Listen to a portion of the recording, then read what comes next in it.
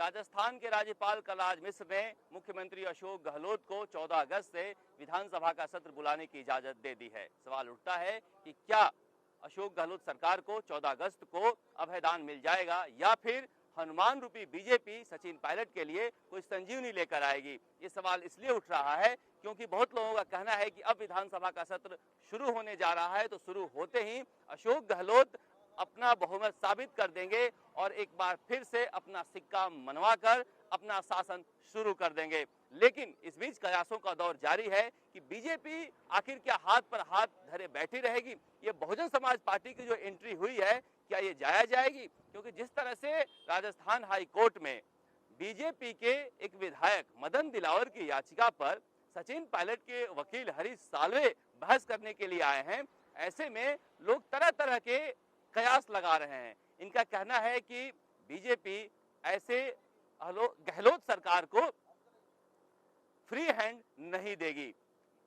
जिस तरह से बहस चल रही है और जिस तरह से लोग अनुमान लगा रहे हैं, उसमें कह रहे हैं कि हो सकता है कि बहुजन समाज पार्टी के जो 6 विधायक कांग्रेस में शामिल हुए हैं, उनकी वोटिंग राइट पर रोक लग सकती है। अगर ऐसा हुआ तो भारतीय ट्राइबल पार्टी के जो 2 विधायक गए हैं, उनके वोट पर भी संशय हो सकता है। अगर ऐसी स्थिति आती है तो फिर अशोक गहलोत सरकार के लिए बचना बेहद मुश्किल होगा, क्योंकि सरकार फिर अल्पमत में आ जाएगी।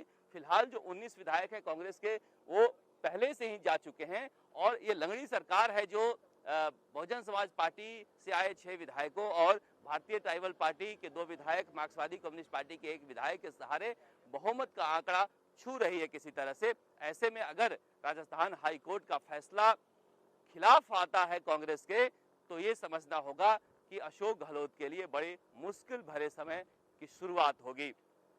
क्योंकि जिस तरह से अचानक से बहुजन समाज पार्टी की एंट्री हुई है और राजस्थान हाई कोर्ट में ने तुरंत याचिका को स्वीकार कर सुनवाई शुरू की है, लोगों में इस तरह की बहस चल पड़ी है कि हो सकता है कि बहुजन समाज पार्टी के मामले पर कोर्ट के जरिए बीजेपी और सचिन पायलट कांग्रेस को पटकनी देने के कोई प्लान बना रहे हो।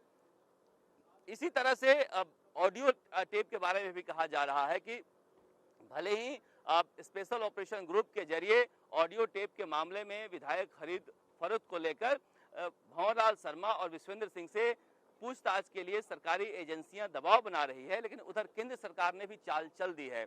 भंवरलाल शर्मा ने राजस्थान हाईकोर्ट में याचिका लगाई है कि इसकी जांच एनआईए से होनी चाहिए, क्योंकि इसमें राजद्रोह का मुकदमा लगा हुआ है। राजस्थान सरकार ने ये आदेश पारित किया है कि सीबीआई बिना इजाजत की किसी भी तरह की जांच को राजस्थान सरकार में नहीं कर सकती है। अगर सीबीआई जांच नहीं कर सकती है तो फिर एनआईए तो कर सकती है कि एनआईए जिस एक्ट में बनी है उसमें उसके पास अधिकार है कि राष्ट्रीय सुरक्षा के धाराओं के अंतर्गत कोई मामला हो तो बिना राज्य सरकार की इजाजत के वो जांच कर सकती है। इसलिए ये कहा जा रहा है कि यहाँ भी केंद्र सरकार स्पेशल ऑपरेशन ग्रुप से जांच छीन सकती है, जिसमें गजेंद्र सिंह की इन्वॉल्वमेंट की बात कह रही है, वो एनआईए के पास जा सकता है। अगर जांच भी छिन जाए, बहुजन समाज पार्टी के विधायकों को लेकर भी अगर कोई निर्णय खिलाफ हो जाए, तो फिर अशोक गहलोत सरकार के लिए बचना बेहद मुश्किल हो जाएगा। लेकिन फिलहाल ये सब अभी भविष्य के गर्भ में है। अभी राजस्थान हाईकोर्ट किस तरह से फैसला देता है और क्या कहता है, इस पर सब लोगों की नजरें टिकी हुई हैं और उसी के बाद ये तय हो पाएगा कि सचिन पायलट और अशोक गहलोत का भविष्य क्या है। इस बीच जिस तरह से एक वीडियो आया है सामने,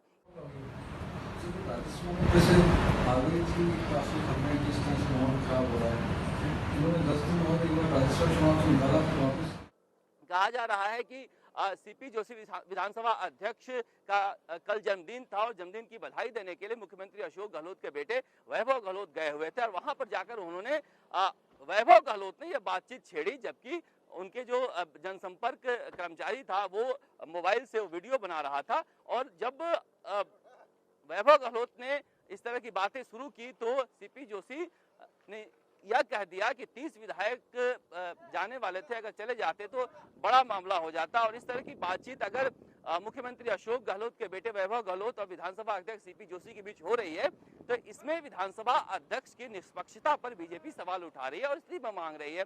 यानी कि ऑडियो टेप के बाद अब वीडियो को लेकर हंगामा मचा हुआ है। तो कुल मिला के अब सभी लोगों की नजरें राजस्थान हाईकोर्ट पर टिकी हुई है। अगर राजस्थान हाईकोर्ट से सचिन पायलट को राहत नहीं मिलती है तो विधानसभा में उनके लिए आफत आ सकती है। कैमरामैन निखिल शर्मा के साथ राजस्थान तक के लिए जयपुर से शरद कुमार।